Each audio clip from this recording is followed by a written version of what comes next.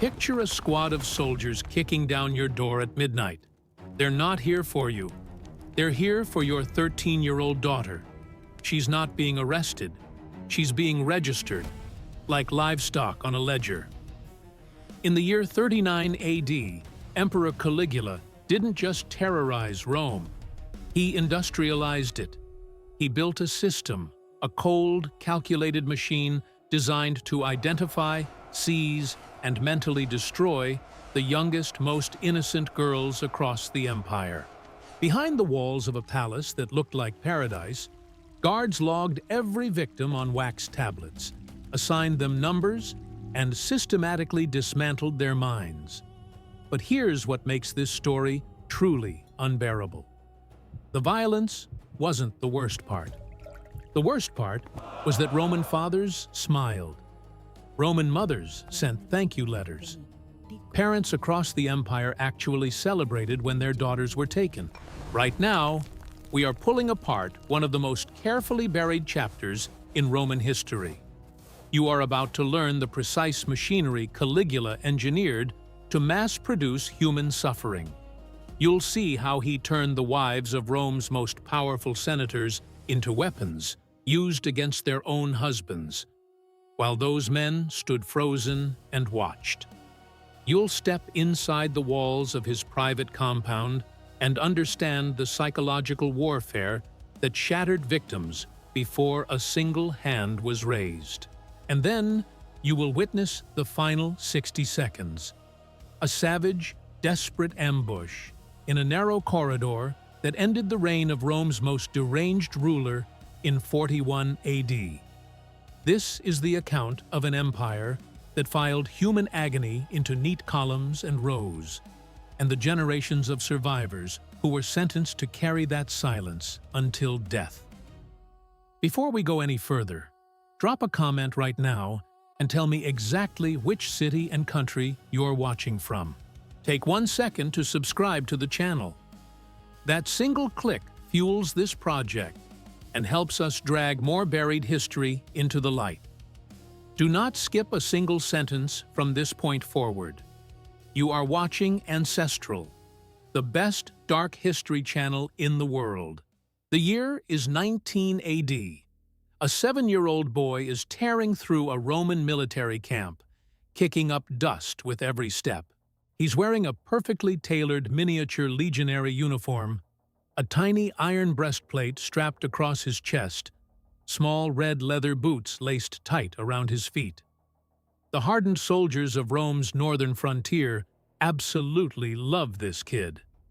They cheer when he stomps past their tents, mimicking their formations. They give him a nickname that will follow him into eternity. They call him Little Boots. In Latin, the word is Caligula. His father is Germanicus, the most celebrated Roman general since Julius Caesar himself. These soldiers believe the boy is a living good luck charm. They believe his presence on the front lines guarantees victory. Caligula grins at the men. He races between the rows of canvas and steel without a single worry in his mind. He has absolutely no concept of what is coming. He does not know that the empire he will one day command is already sharpening the blade that will carve him into something unrecognizable. 1 year later, Germanicus is dead. The official Roman reports say it was a sudden illness, a tragic fever that consumed him while he was stationed in the eastern provinces. But the whispered version that crawls through every corridor in Rome tells a far darker truth. The veterans know. The senators know. Germanicus was poisoned. And the order came from the top, from Emperor Tiberius himself. Tiberius saw his young, wildly popular general as an existential threat to the throne. So he erased him. Caligula is 8 years old when the full machinery of the Roman state pivots and locks onto the rest of his family. He is a child, and he is about to watch, in real time, as the most powerful government on the planet methodically butchers every person he loves. The killing doesn't happen all at once. It is slow. It is surgical, and it is specifically engineered to cause the maximum possible psychological destruction. The Praetorian Guard storms the family estate. They seize his mother. They accuse her of treason. They strip away her wealth, her name, her status, everything. They exiled her to a barren, wind-blasted island where imperial soldiers beat her relentlessly. She is locked inside a lightless cell and starved until her body gives out. Caligula knows every detail. His oldest brother is next. The young man is arrested without warning in the middle of the night. He is thrown into an underground pit beneath the streets of Rome. The guards are given one instruction: give him nothing to eat. The starvation is so total, so prolonged, that it destroys his sanity. In his final hours, he claws open his rotting mattress and tries to eat the stuffing inside. He dies on the floor of that pit. Caligula learns of this too. Then his second brother, declared an enemy of the state, shipped to yet another island prison. The guards there are told to break him, not quickly, but thoroughly. They subject him to daily, calculated physical torment designed to keep him alive and screaming for as long as possible. The pain becomes so constant, so unbearable, that the young man makes his own decision about how it ends. He throws himself against the stone walls of his cell, again and again, until his skull fractures, and the agony finally stops. One by one, every member of Caligula's bloodline is systematically wiped from existence. The Roman government processes their deaths like administrative paperwork. By the year 31 AD, Caligula is 19. He is the last one left. Every person who ever loved him is gone. And then the summons arrives. Emperor Tiberius orders the teenager to come to the island of Capri. The ancient historians Suetonius and Tacitus documented what that island had become. They wrote based on the testimony of people who had been inside and survived. They described Capri as a sealed fortress of absolute depravity, surrounded by sheer cliff faces and violent ocean currents, completely cut off from the oversight of the Roman Senate, from the courts, from anyone who could intervene, question, or document what the emperor did behind those walls. This is where the teenage Caligula is forced to live. He walks directly into the personal compound of the man who murdered his mother and starved his brothers to death. Everyone in that palace knows the truth. Tiberius knows it. The guards know it. Caligula knows it. And none of that matters. Because if Caligula lets even a single honest emotion cross his face, he dies. If he sheds one tear for his mother, he will be killed. If his jaw tightens with anger, he will be hurled off the cliffs into the sea. If he hesitates at a command, his throat will be opened. So he learns to smile. He learns to laugh at the jokes of the man who destroyed his entire world. He learns to flatter, to bow, to perform gratitude on demand. For 6 years, Caligula survives on a razor's edge of total emotional suppression. And during those 6 years, he watches Tiberius operate.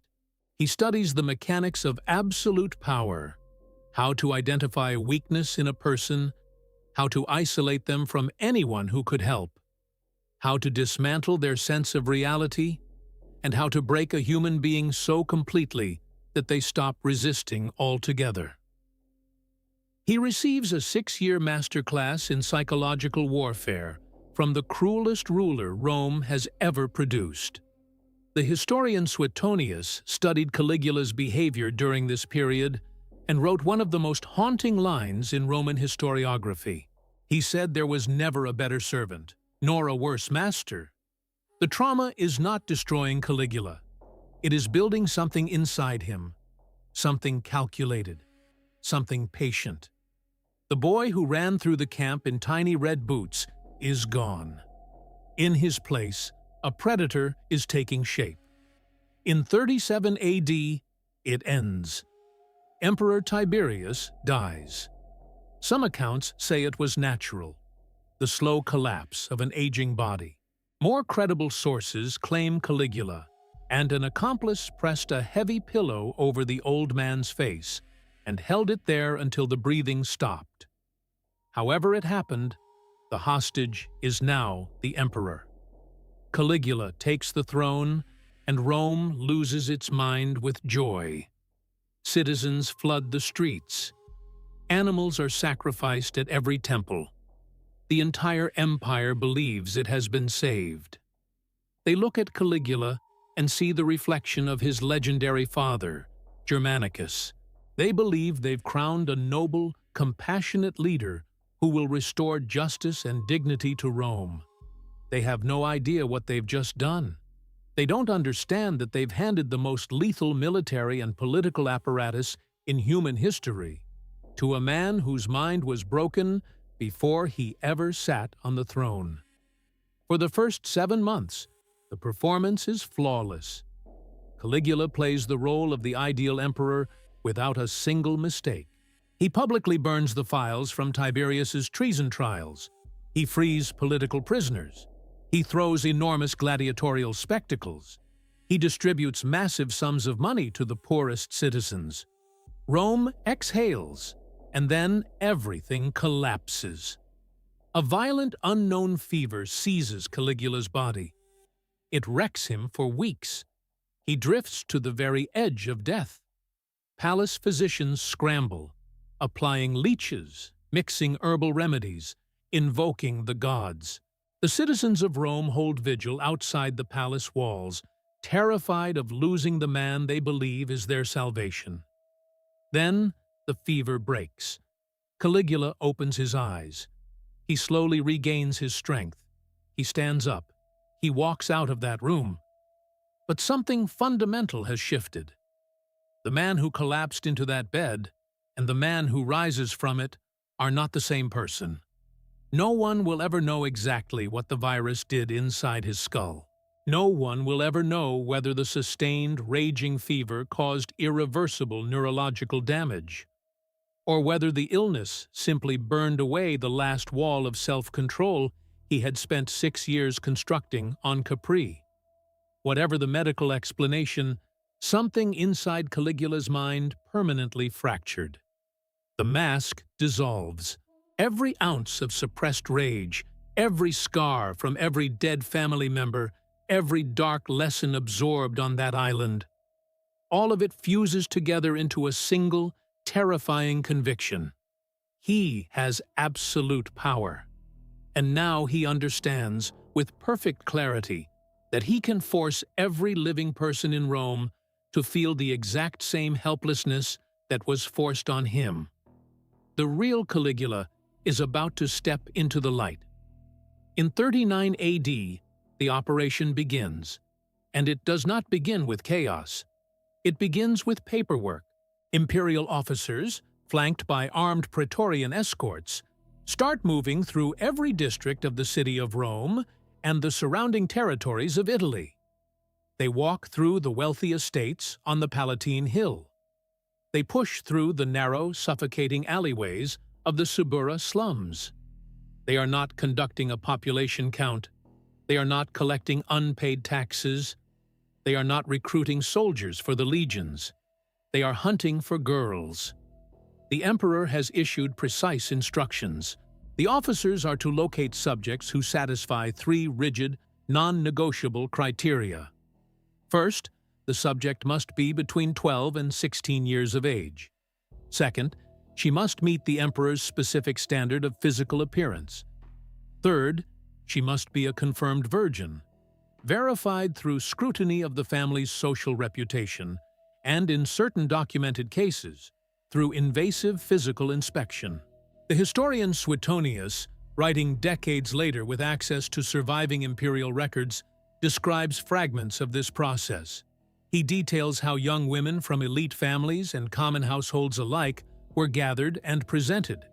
He specifically notes that Caligula insisted on examining the girls himself.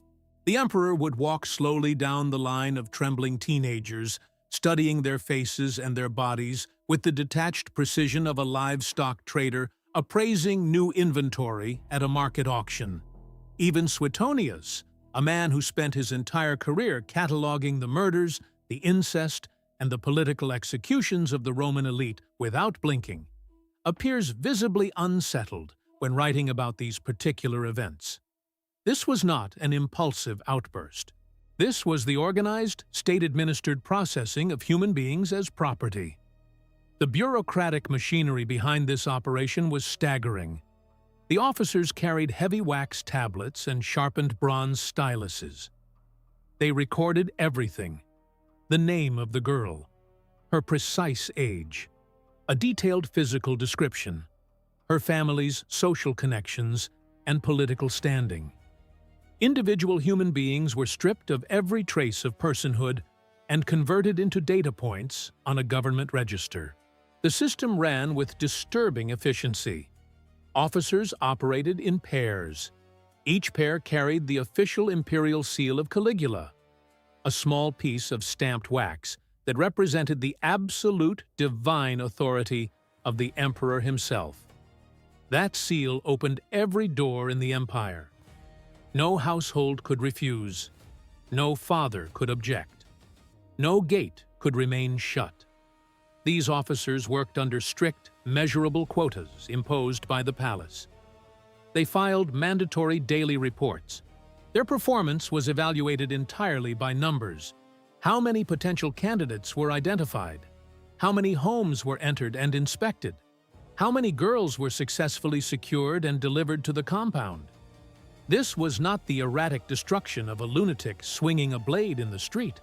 This was a vast, functioning bureaucracy operating precisely as it was built to operate.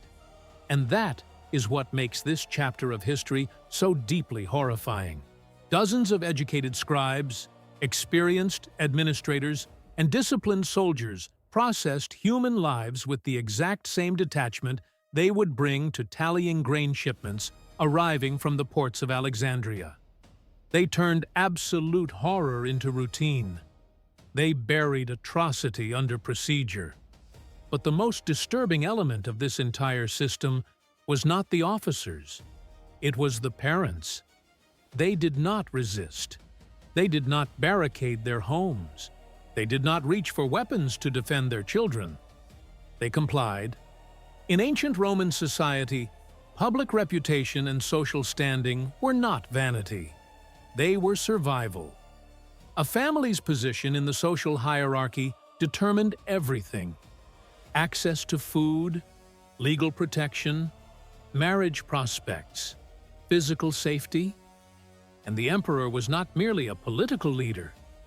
He was regarded as a living deity. To be selected by the emperor for any purpose was aggressively promoted by the state as the highest possible honor a family could receive. The social machinery reinforced this at every level. Parents didn't just accept the situation. They competed with their neighbors for the chance to be chosen. When the imperial officers arrived at their door, families scrambled to prepare. They bathed their daughters. They dressed them in spotless white linen. They carefully braided their hair and threaded fresh flowers through the strands. They presented their own children like offerings at an altar. Some mothers broke. They wept as the iron-rimmed wheels of the imperial wagons began to turn and carry their daughters away. But they wept quietly. They pressed their faces into their hands. They hid every sound. Because visible grief, genuine, unconcealed despair, would be read as a public rejection of the emperor's will. It would be interpreted as ingratitude toward a living God. And ingratitude was treason. Treason meant crucifixion. Treason meant exile. Treason meant the annihilation of the entire family. So the mothers choked on their own anguish. The fathers clenched their teeth behind forced smiles. They stood in their doorways and waved as the wagons climbed the steep roads toward the Palatine compound. They told themselves it was a privilege. They let the state take their children. And they said, "Thank you." The wagons arrived at a sprawling, heavily fortified complex built into the grounds of the imperial palace. The state called it the Aurelia Chambers. The name was deliberately elegant, designed to conjure visions of golden light, divine refinement, and aristocratic grace. The official story presented to the public was that this was an exclusive academy for the empire's most promising young women, a place where they would study poetry, music, and the sophisticated arts of the Roman court. The truth bore no resemblance to the marketing. It was a prison, but it was a far more dangerous kind of prison than any dungeon Rome had ever built. A dungeon is honest. A dungeon has cold stone, iron bars, and chains bolted into the walls. In a dungeon, the environment matches the reality. You know you are a captive. Your brain can categorize the threat and begin to adapt. The Aurelia chambers were designed to look like paradise. The walls were draped in heavy curtains of imported silk, dyed in deep crimson and violet. The floors were polished marble that reflected the flicker of bronze oil lamps. The beds were enormous, filled with the finest down, softer than anything these girls had ever touched in their lives. The air inside the complex was dense, saturated with layers of expensive incense, burning frankincense and myrrh, and the heavy sweetness of crushed rose oil. It coated the inside of your mouth when you breathed. The tables were covered with food most citizens of Rome had never seen. Honeyed figs, slow roasted game, pastries crafted with spices imported from the far edges of the empire. A silent army of attendants moved through the corridors with warm smiles and deep bows, responding instantly to any request. The temperature was comfortable. The lighting was soft. Every surface was beautiful. And every single detail was a lie. Modern psychology has a precise term for what this kind of environment inflicts on the human mind. It is called cognitive dissonance. It happens when your sensory experience tells you one thing, but your survival instincts are screaming the opposite. Your eyes see luxury. Your skin feels silk. Your nose smells flowers and perfume. But deep inside your brain, in the ancient, primal region that has kept human beings alive for hundreds of thousands of years, every alarm is firing. You know you are inside a trap. You can feel it in your chest. The brain cannot resolve the contradiction between what it sees and what it knows. The psychological pressure builds.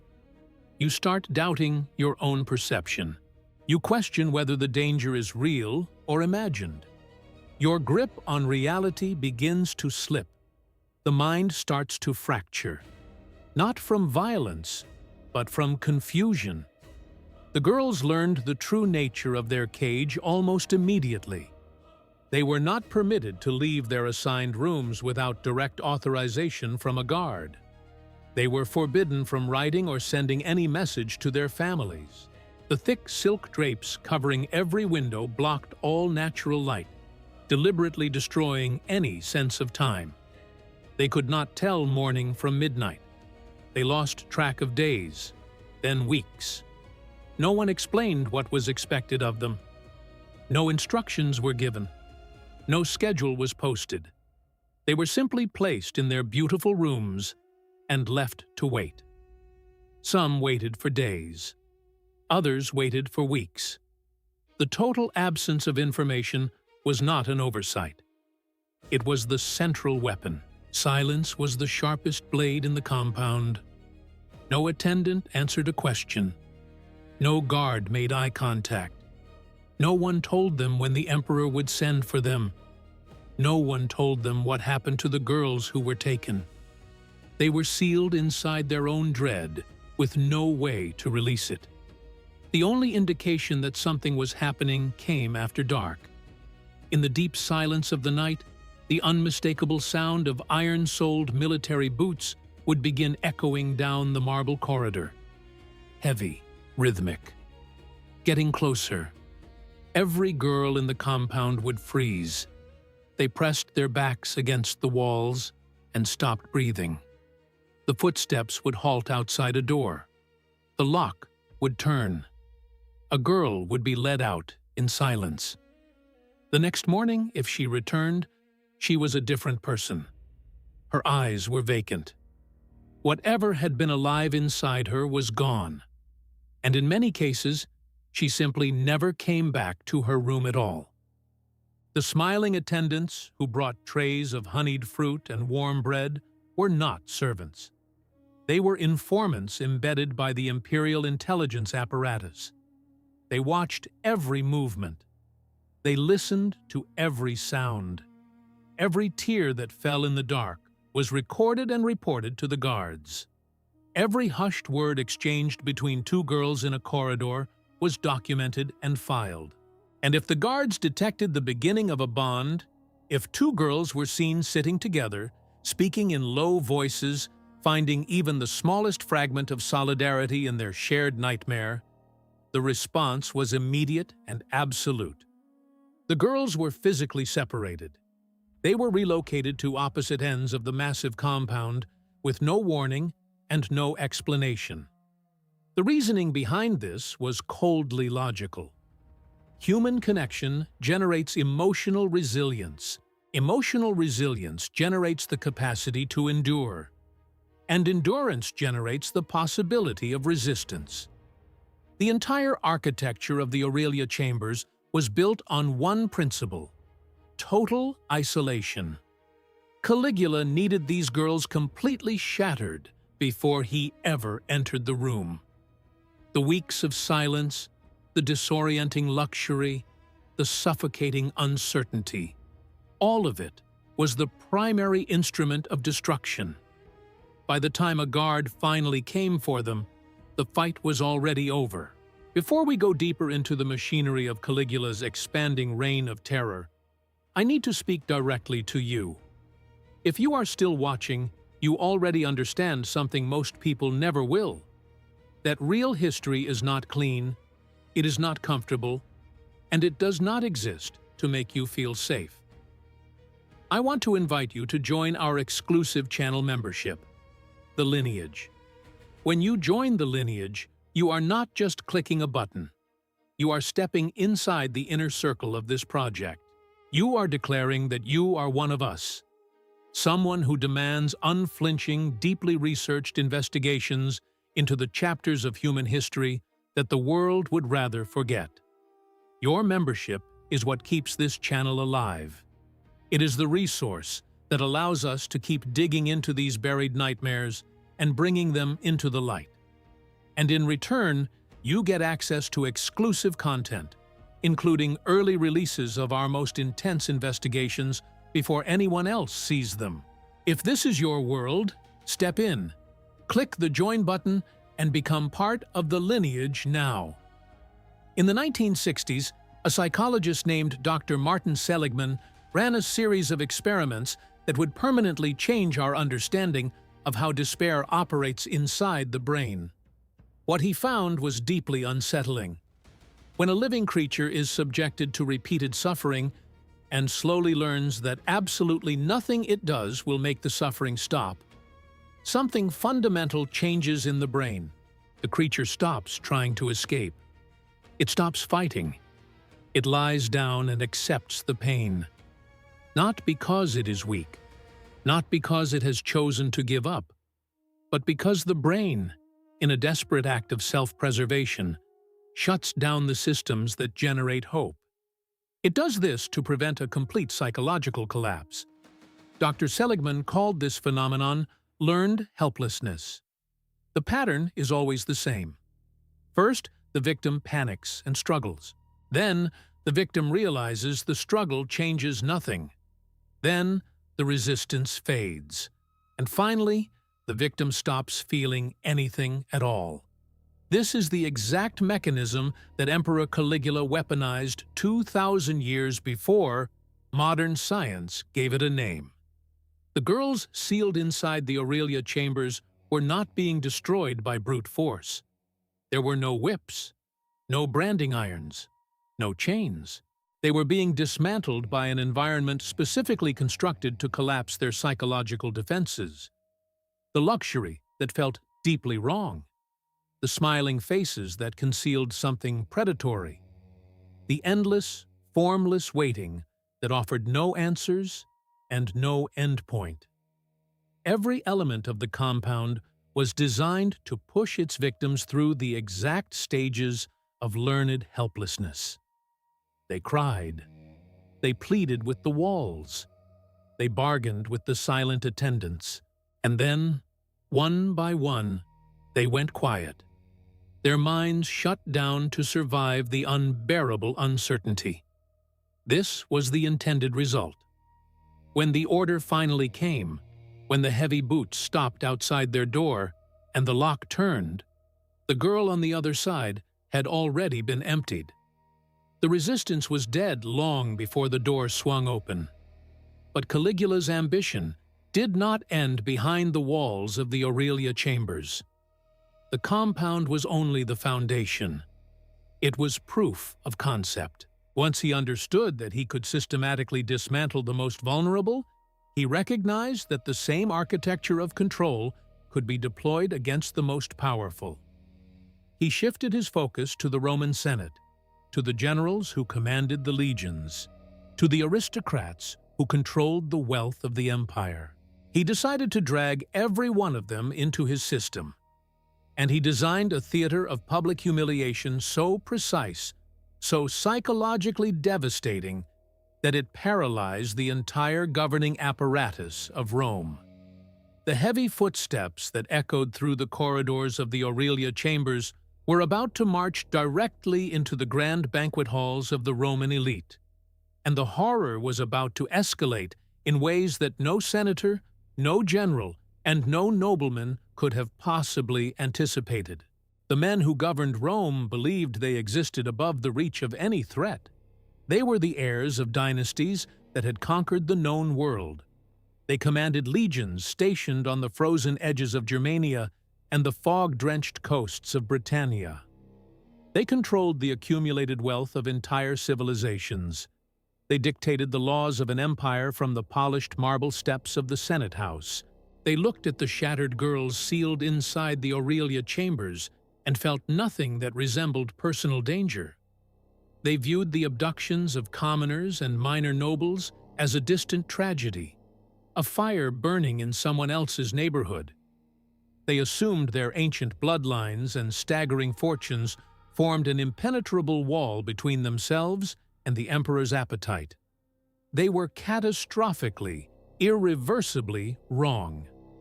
Caligula did not build his machine solely to consume teenagers. The Aurelia chambers were a laboratory. He used those silk-draped, incense-choked rooms to refine and perfect his methodology for inducing total psychological collapse.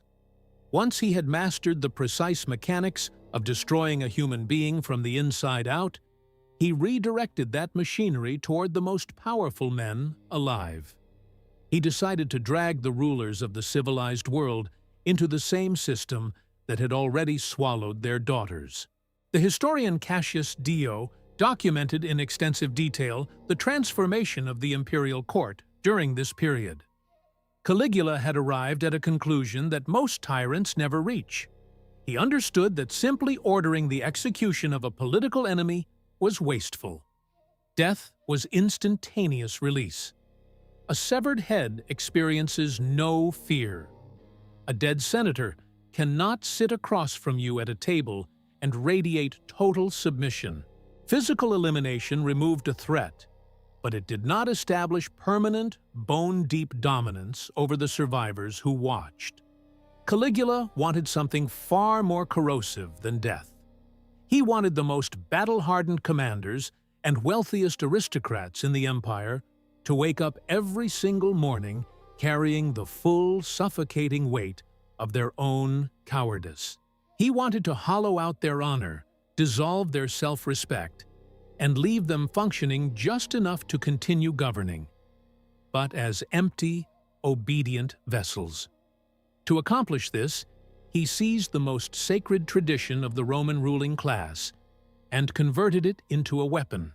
The imperial banquet, the grand diplomatic dinner that had served for generations as the stage for alliance building and political negotiation, was redesigned from the ground up into a precision instrument of systematic humiliation.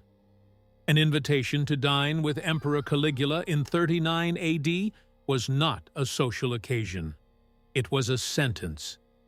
The imperial courier would arrive at the gates of a sprawling patrician estate on the Aventine Hill.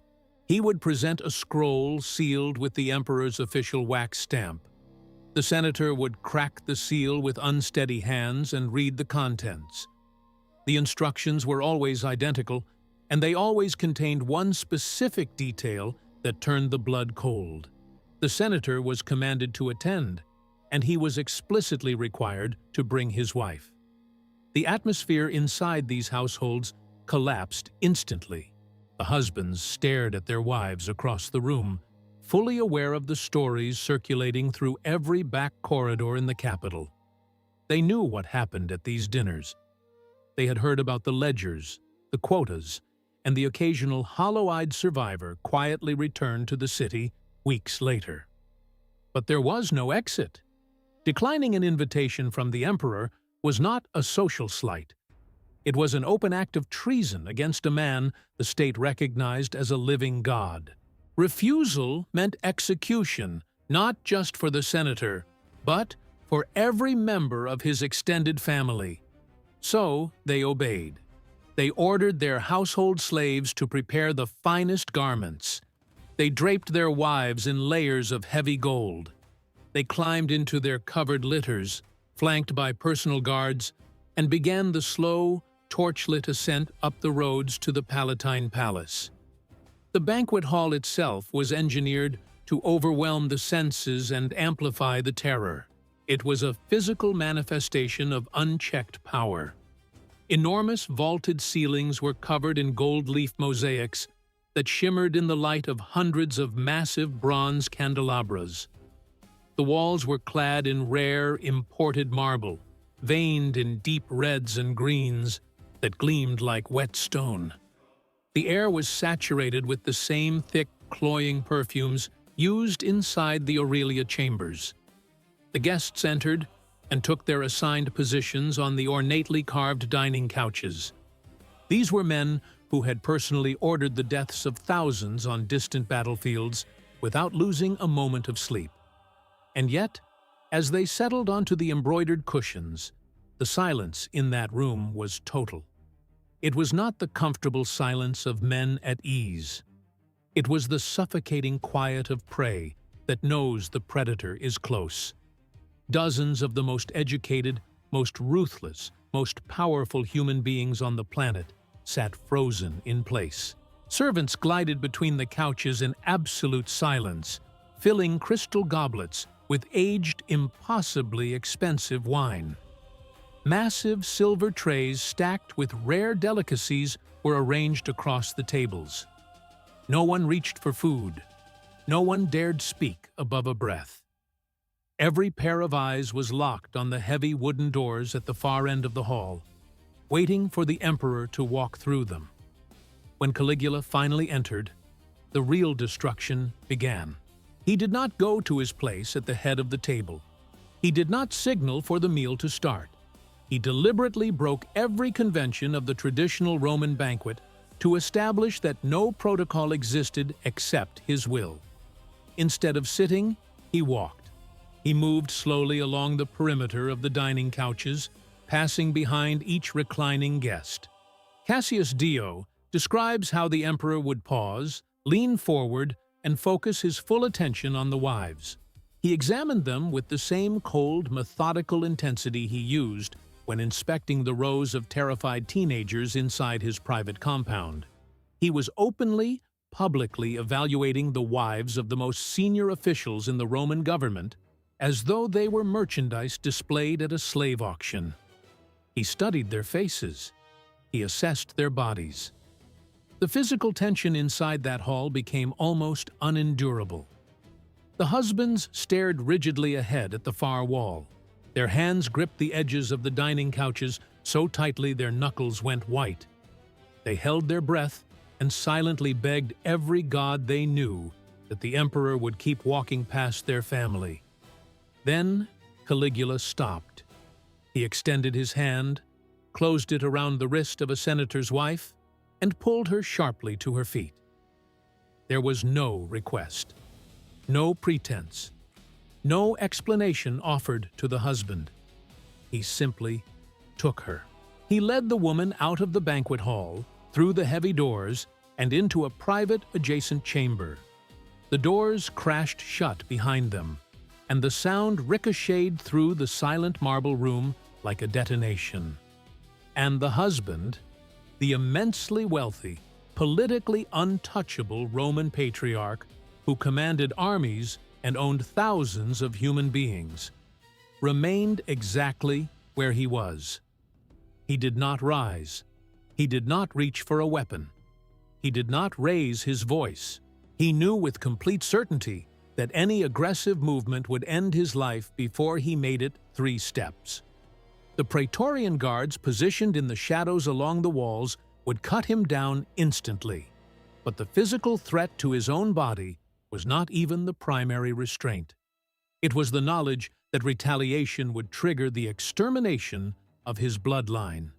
His sons would be dead by sunrise. His family name would be violently scrubbed from every record in the empire. He was imprisoned by his own instinct to protect what he had left.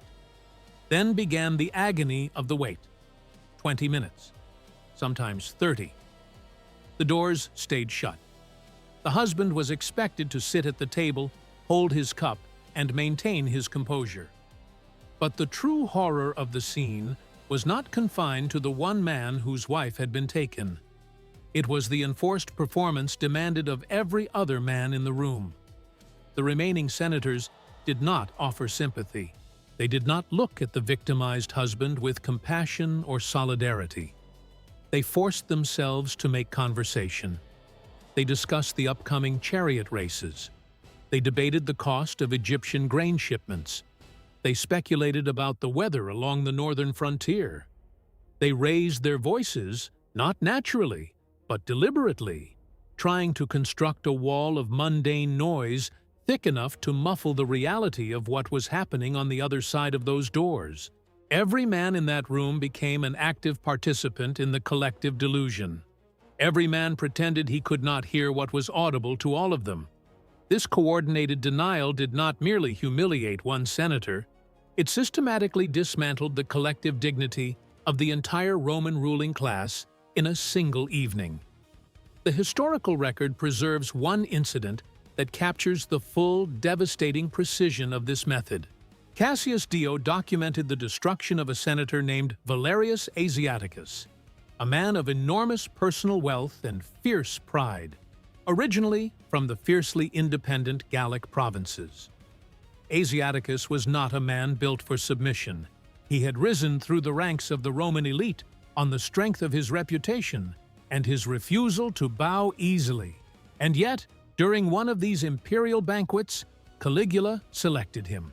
The emperor walked directly to his couch, took hold of his wife, and led her out of the hall. Asiaticus sat motionless through the entire waiting period. He stared at the silver plates in front of him, while every colleague at the table pretended to discuss the quality of the wine. The psychological damage of suppressing that level of rage, of burying every instinct of pride and honor to preserve his own survival, broke something inside him that would never heal. But Caligula was only halfway finished. The physical violation was the first phase of the assault. The second phase was designed to annihilate whatever remained of the man's public identity. The doors opened. Caligula walked back into the dining hall with the deeply shaken woman trailing behind him. He guided her back to the couch, then strolled casually to his own seat at the head of the room. The hall went completely silent. The emperor poured himself a fresh cup of wine, settled into his cushions, and began speaking in a voice loud enough to reach every corner of the room. He did not pretend the last half hour hadn't happened. He weaponized it. Caligula proceeded to describe the encounter in explicit, graphic detail to the full assembly of senators. He subjected the woman to a public evaluation of her most intimate actions, delivered in front of her husband and every one of his political peers. He pointed out what he considered physical deficiencies. He drew direct, crude comparisons between her and the wives of other specific senators seated at the surrounding tables. He transformed the most senior legislative body in the Western world into a venue for public degradation. Valerius Asiaticus absorbed every word. He could not look away. He could not tighten his jaw. He could not let a single flash of anger register on his face. He was required to maintain a mask of absolute, unwavering submission. He was required to smile. He was required to nod along as the emperor dismantled his wife's dignity in front of every man who mattered in Rome. And then came the final requirement. He had to express gratitude. He was compelled to verbally thank the emperor for the profound, divine honor that had been bestowed upon his household. There are humiliations that bypass rational thought and sear themselves permanently into a person's core. Being stripped of your humanity while your peers watch and do nothing is one of them. Years later, when the regime began to fracture, Valerius Asiaticus would resurface as one of the most driven, most merciless architects of the conspiracy to assassinate Caligula. But on that night, in 39 AD, the man was completely defeated. The emperor had demonstrated, in front of every witness that mattered, that the senators of Rome were no different from the teenage girls sealed behind the walls of his compound. They were simply older, wealthier versions of the same helpless captives, equally incapable of resistance. This architecture of forced submission extended far beyond the banquet hall. Caligula understood a principle that most tyrants grasp only instinctively, but never operationalize: that lasting control requires universal complicity. He needed the senators to be as guilty as he was. He needed their hands stained with the same contamination so deeply that no man among them could ever credibly organize a rebellion on moral grounds. He engineered a political trap of extraordinary precision. The historian Suetonius recorded a practice that directly connected the nightmare inside the Aurelia chambers to the daily domestic lives of Rome's governing class. Caligula would take girls who had been fully processed by his system, girls who had stopped speaking, stopped resisting, whose minds had collapsed under the weight of the silence and the waiting, and he would distribute them as temporary transfers to his most prominent senators. The palace administration framed these deliveries not as transfers of property, but as personal honors extended by the emperor himself. And the deliveries were conducted with maximum public visibility. The entire street would watch as imperial guards escorted the victim to the senator's front door. That visibility was the mechanism of the trap. If the senator accepted the delivery, he crossed a line that could never be uncrossed. He became a direct, active participant in the emperor's system of abduction and psychological destruction. He became personally complicit in the kidnapping and ruination of a Roman citizen. His moral authority evaporated permanently. He could never again stand on the Senate floor and speak against tyranny, because he was now materially benefiting from that exact tyranny.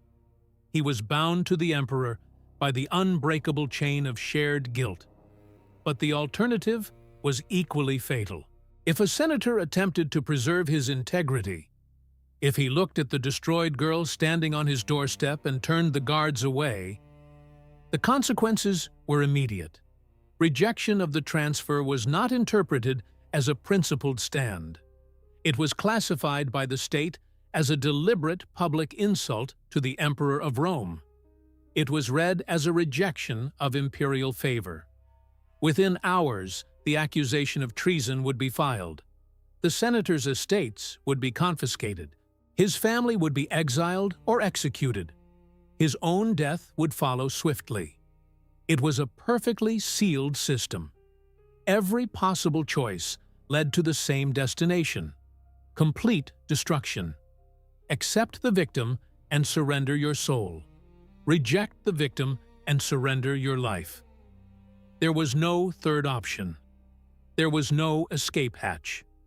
Every senator who received that knock at his door understood, in that moment, that the trap had already closed around him long before the guards arrived.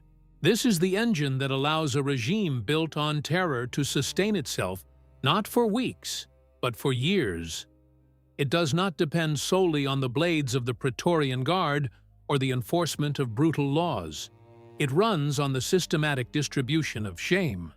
It survives by converting every member of the ruling class into an accomplice.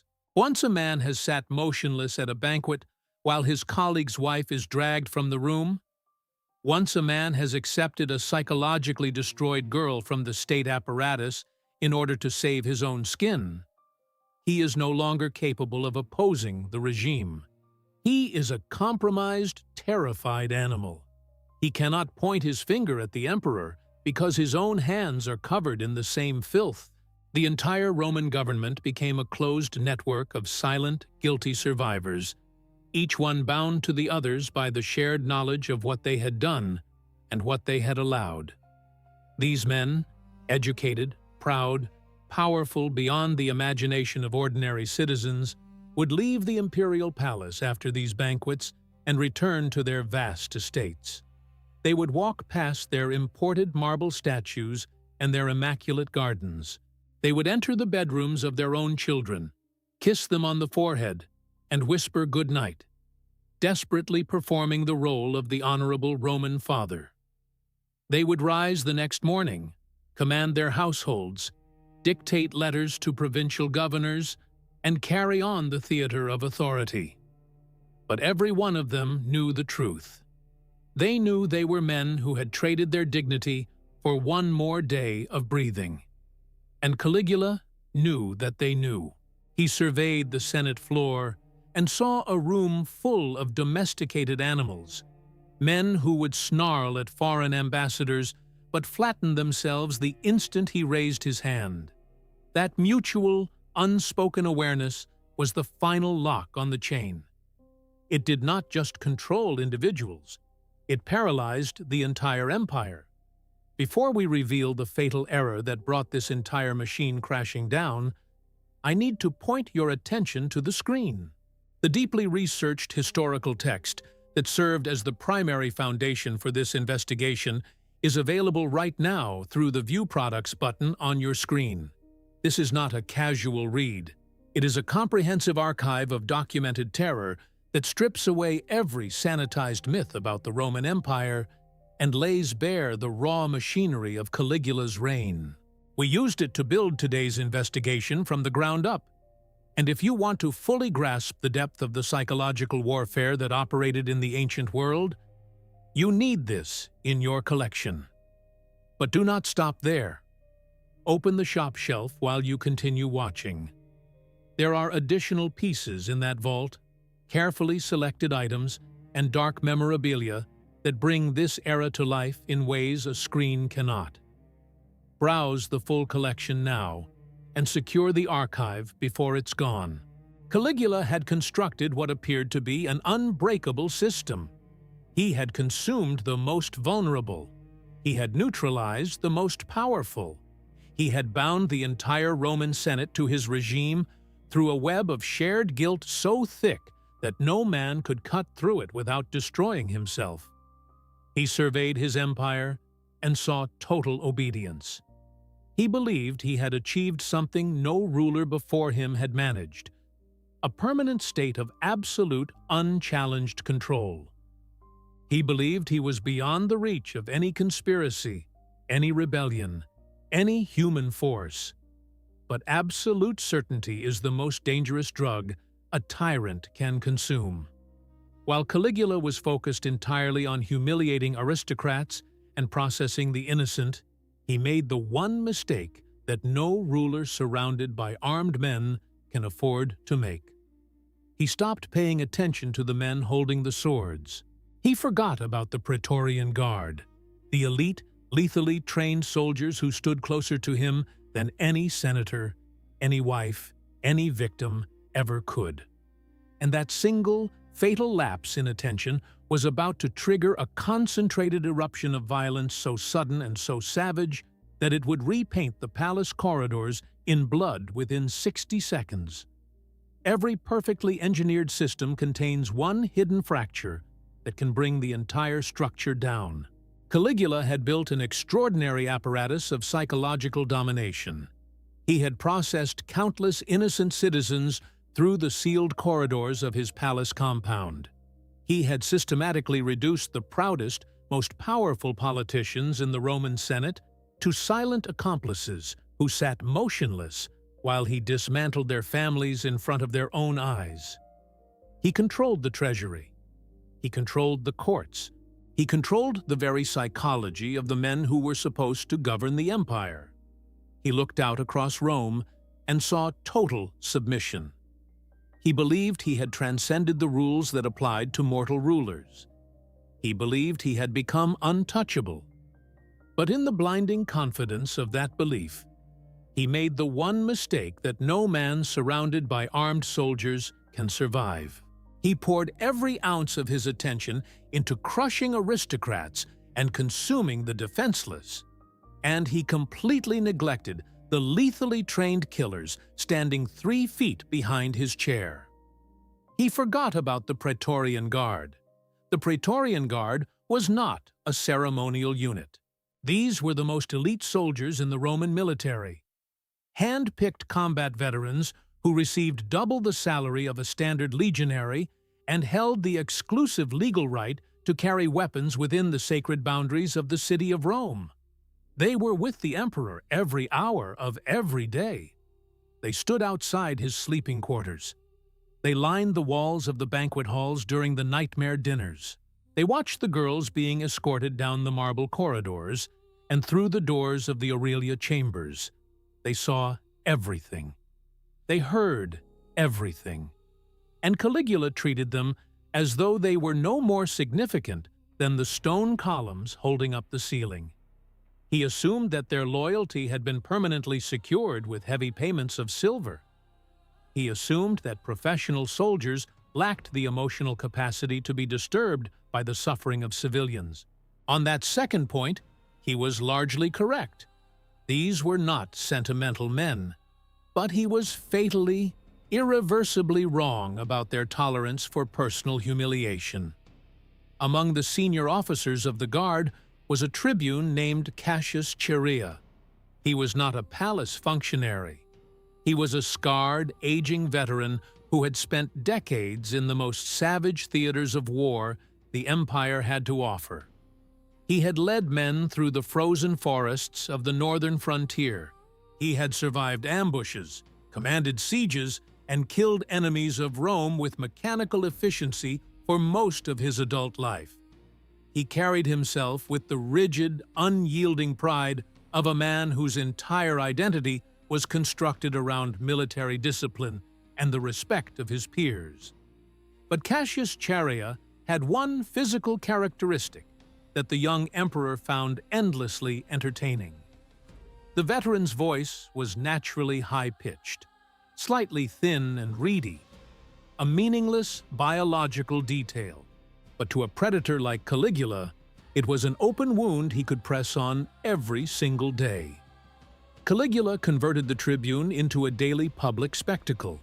Standard military protocol required Chaerea to approach the emperor each morning and formally request the day's watchword, the classified password used to secure the palace rotations. Caligula turned this routine exchange into a ritual of degradation. When the veteran stepped forward in front of assembled soldiers and courtiers, the emperor would lean back, grin, and assign deliberately emasculating passwords. One day, the watchword was Venus, the goddess of love and desire. Another day, it was Priapus, a crude fertility deity. On other occasions, he simply told the battle-hardened soldier that the password was "Kiss me." The junior guards would stifle their laughter. The senators present would avert their eyes with thin smiles. Day after day, month after month, the emperor publicly dismantled the dignity of a man who had bled for the empire on battlefields the emperor had never seen. Suetonius recorded that Caligula genuinely enjoyed this routine. The emperor believed he was demonstrating the same total dominance he had established over the Senate. He assumed Chaerea would process the humiliation the same way the senators processed the violation of their wives, by swallowing it, lowering his head, and continuing to serve. This was the critical failure of Caligula's understanding. He could not see the difference between a politician and a professional killer. A senator has estates, bloodlines, and an extended family network that functions as both motivation and leverage. A senator can construct elaborate rationalizations for his own cowardice. A politician will sacrifice his pride to preserve his position because his entire identity is built on social standing. But a career soldier like Cassius Chaerea operated on a fundamentally different architecture. A soldier's identity is built on honor, physical capability, and the respect of the men around him. Caligula had taken a man who wore a sharpened iron sword on his belt every single day, and systematically taught him that his existence under this regime was worth nothing. He backed a trained killer into a corner where the only remaining path to self-restoration was violence. On January 24, 41 AD, the system collapsed. Rome was in the middle of the Palatine Games, a massive public festival of theatrical performances and arena combat. Caligula was in high spirits. He had spent the morning watching bloodshed in the arena and decided to leave the crowded theater for a private bath and a midday meal. He chose to walk through a cryptoporticus, a narrow enclosed underground passage built from heavy stone blocks, dimly lit by flickering oil lamps. The air inside was cold and damp. Deep shadows pooled in every corner. He moved through the corridor flanked by a small group of his own Praetorian guards. He did not know that the men walking beside him had spent weeks coordinating every detail of what was about to happen. He did not know that the corridor he had chosen was the killing ground. Cassius Chaerea was standing in the shadows at the far end of the tunnel. The assassination is documented across the accounts of multiple ancient historians, and the details corroborate each other with disturbing consistency.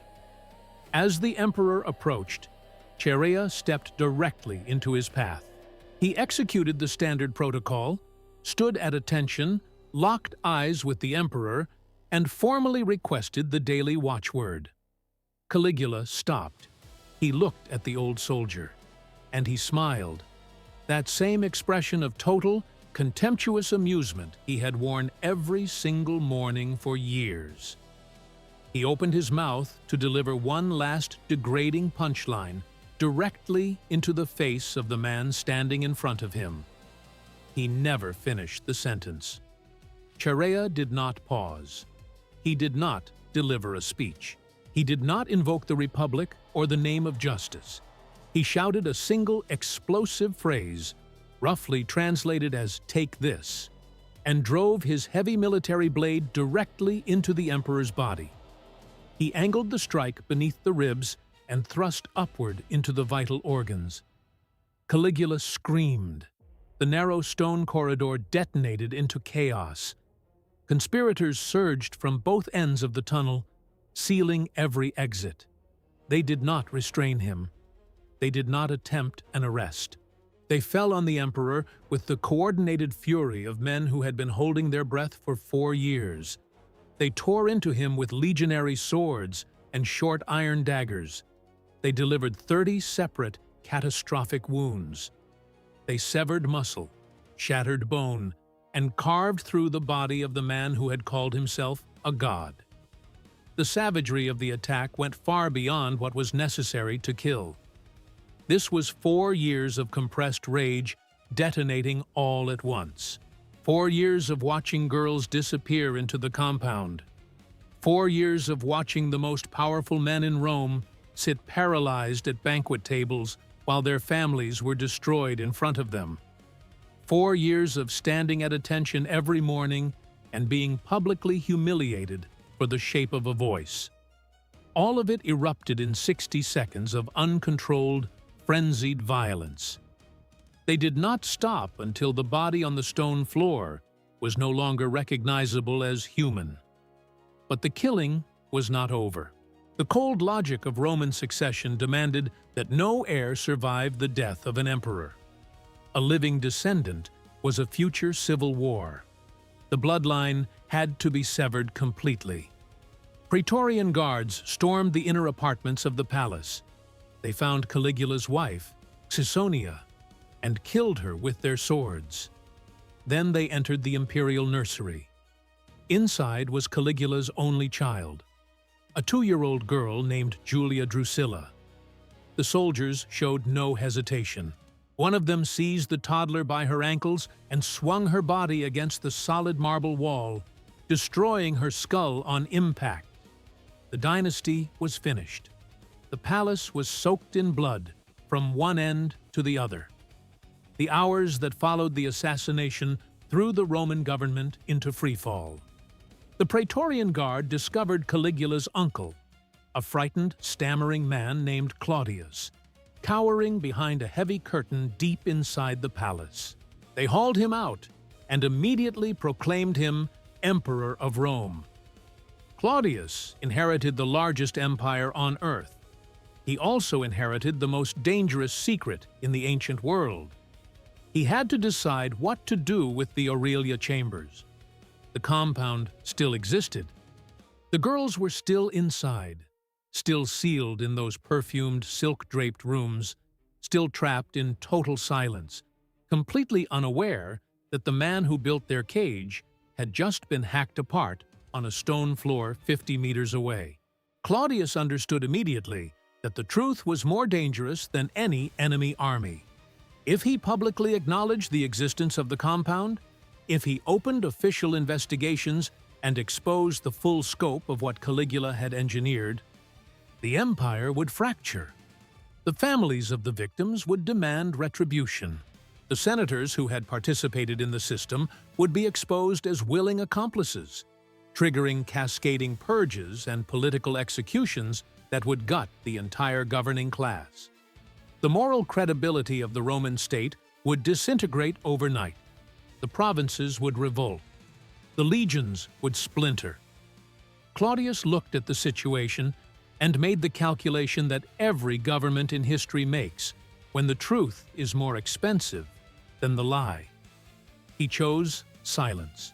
He ordered a total state-administered erasure. The operation was not a liberation. It was a logistics exercise conducted under the cover of darkness. Imperial guards entered the Aurelia chambers in the middle of the night. They loaded the surviving girls into unmarked, enclosed transport wagons. They moved them out of the palace compound through back routes, away from public eyes, and delivered them to their families before dawn. But the guards did not arrive empty-handed. Alongside each girl, they delivered heavy wooden chests. Inside those chests were massive quantities of gold coin, rolls of extraordinarily expensive imported silk, and ornate silver jewelry. This was not compensation. This was not an act of governmental conscience. This was a purchase. The Roman state was buying permanent silence from its own citizens. It was paying families to pretend that the last months or years of their daughters' lives had simply never happened. And the overwhelming majority of the parents took the deal. They had no realistic alternative. In the rigid social architecture of ancient Rome, an unmarried girl who had spent months inside the emperor's private quarters was considered permanently ruined. No respectable family would accept her as a bride. She had no marriage prospects, no social future, and she now represented an enormous financial and reputational liability for her household.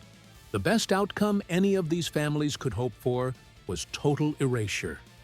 They locked the gold in their vaults. They locked their daughters in the back rooms of their homes. And they agreed, with the full force of their survival instincts, to forget that any of it had ever happened. But the human nervous system does not accept bribes. You cannot pay a fractured mind to reassemble itself. The physical walls of the Aurelia chambers were dismantled, but the psychological architecture of that place remained fully intact inside the skulls of every girl who survived it. They returned to their families' homes, but they never returned to the world. Based on fragmented historical accounts and medical writings preserved by later generations, the aftermath followed patterns that are immediately recognizable to modern trauma research. Some of the survivors developed a violent, uncontrollable terror of physical contact. They recoiled from their own mothers. They screamed if anyone reached toward them. They became hypersensitive to specific sounds. The heavy, rhythmic thud of a boot-striking stone outside their window would trigger cascading panic attacks because their nervous systems could not distinguish between a passing stranger and the iron-soled footsteps of a Praetorian guard marching down a marble corridor at midnight. They refused to sleep in darkness. Their families were forced to keep oil lamps burning in their rooms through every hour of the night.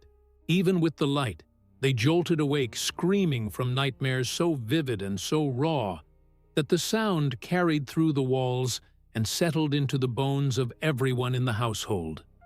Their families spent years, decades, learning how to pretend they could not hear those screams echoing through their own homes. Others exhibited a completely different response, one that was, in many ways, even more disturbing. Their minds collapsed inward. They lost the ability to speak entirely. They went mute. They would sit in rigid wooden chairs positioned near the windows of their homes and remain there for 8, 10, 12 hours without moving. They stared at the walls with eyes that registered nothing. They were physically present in Rome, but psychologically they had never left the compound. Their minds were permanently sealed inside those perfumed rooms. Trapped in a loop of memory, they could not escape and could not communicate to anyone around them. The Greek physician Galen, writing comprehensive medical texts nearly a century after these events, systematically documented these exact clinical presentations. He examined dozens of women who had survived prolonged captivity, violent abduction, and extended psychological torment. He recorded a specific constellation of symptoms: complete loss of speech, severe refusal to eat leading to dangerous physical deterioration, and a distinctive, haunting vacancy in the eyes that indicated a total disconnection from present reality. Galen never drew an explicit line between his clinical observations and the Aurelia chambers. It is possible that the historical records had been so thoroughly destroyed that he genuinely did not know the compound had ever existed. It is equally possible that he knew exactly what had happened and was far too intelligent to put an accusation like that in writing while living under an imperial government. But the symptoms he catalogued align with the fragmented survivor testimonies with a precision that is impossible to dismiss. The desperation to bury this history was extraordinary. The only reason any fragment of this nightmare survived at all is because the Roman cover-up contained one single, irreparable crack. According to a tiny historical fragment discovered centuries later, one woman who survived the Aurelia chambers maintained absolute, unbroken silence for 50 consecutive years. For half a century, she lived as a shadow inside her family's home. She watched emperors rise and fall. She watched Rome burn and rebuild itself. She never spoke a single word about the compound. Then, on her deathbed, her body finally failing, the dam broke. She pulled her young granddaughter close and told her everything. She poured 50 years of sealed, suffocating horror into the ears of the only person she trusted enough to hear it. The granddaughter was shaken to her core, but she found the courage to write the confession down. She recorded the details on parchment. Then, paralyzed by the very real threat of imperial retaliation, because the machinery of silence outlived Caligula by generations, she burned most of what she had written, but she could not bring herself to destroy it entirely. She kept a handful of critical fragments hidden. Those fragments survived the fall of the Roman Empire. They were eventually discovered by Christian monks during the medieval period. Working in freezing, candlelit rooms, these monks meticulously copied the Latin texts, likely without fully understanding the magnitude of what they were preserving. They buried the manuscripts deep in the archives of remote monasteries, where they sat undisturbed in the dark for centuries. It is entirely because of these accidental, fragile survivals that we know any part of this story at all. Emperor Claudius had ordered the total annihilation of every physical trace. The heavy wax ledgers containing the names and ages of every girl were thrown into open fires and melted into nothing. The daily intake logs, the quota reports, the bureaucratic documentation of the entire operation, all of it was reduced to ash. The official Roman histories that survive today, written by Suetonius, Tacitus, and Cassius Dio, were composed decades after the events by men who were forced to reconstruct the truth almost entirely from suppressed rumors, second-hand accounts, and the few physical fragments that escaped the imperial purge. What this means is that the horror you have just heard represents only the fraction that managed to slip through the fire. It is the bare minimum of what actually occurred. Now try to imagine the scale of what was successfully erased. The details so disturbing that even the ancient Romans, a civilization that cheered every afternoon while human beings were torn apart by wild animals in public arenas, collectively decided that this particular truth had to be permanently destroyed. The physical structure of the Aurelia chambers no longer exists. It was deliberately demolished and buried beneath successive layers of imperial construction on the Palatine Hill. Modern archaeologists working in the soil occasionally recover isolated fragments: a single brightly colored mosaic tile, a crushed glass perfume bottle with traces of ancient rose oil still detectable inside. But the rooms themselves, the silk curtains, the marble floors, the heavy locked doors, all of it is gone. The Roman government wanted this erased from the earth. But you cannot permanently erase what human beings carry locked inside their own bodies. You can burn every document. You can pay every family to stay silent. You can rewrite every history book to protect the powerful. But you cannot kill memory. You cannot destroy the tiny, blood-soaked fragments that survivors bury in the places where the state forgets to look. Bring your mind back to the very first seconds of this investigation. Think about the 14-year-old girl we described at the beginning, the teenager being pulled from her home by imperial guards. She was not a literary device. She was not a fictional figure invented to create tension. She was a living human being who existed in this world. We do not know her name. The official records of Rome did not consider her significant enough to preserve. To the vast, indifferent machinery of the empire, she was a scratched entry on a wax tablet, a unit of state inventory to be processed, used, and discarded. But she was real. She had thoughts. She had fears. She had a family that existed before the imperial wagon stopped outside her door. Someone in that enormous ancient city loved her. This is the fundamental truth of how empires function. This is what unchecked power does to the human equation. It recalibrates the value of a life. It takes breathing, thinking, feeling people and reduces them to entries in a ledger. It converts human existence into manageable, expendable inventory. And it builds bureaucratic systems so vast, so compartmentalized, and so efficiently administered that no single individual inside the machine ever has to feel personally responsible for the destruction it produces. The officers identifying the girls were following their assigned orders. The guards locking the doors were performing their daily duties. The senators sitting frozen at the banquets were protecting their families from execution. The parents, accepting the chests of gold, were trying to survive the obliteration of their social standing. Every single person involved possessed a perfectly logical, perfectly defensible explanation. And because everyone had a justification, the machine never stopped running. The most disturbing lesson buried inside this entire history is understanding how it actually ended. The system was not dismantled by a moral awakening. It was not brought down by a righteous uprising of Roman citizens demanding their daughters back. It was not shattered by justice. It was stopped by an accident. It was stopped because one armed soldier was mocked about his voice one too many times.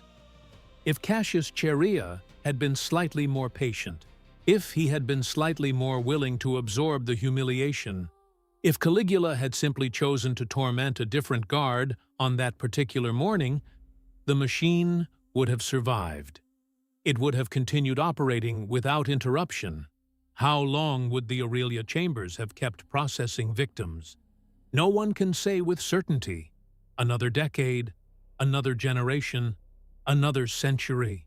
And this is the single most important truth you will take from this investigation.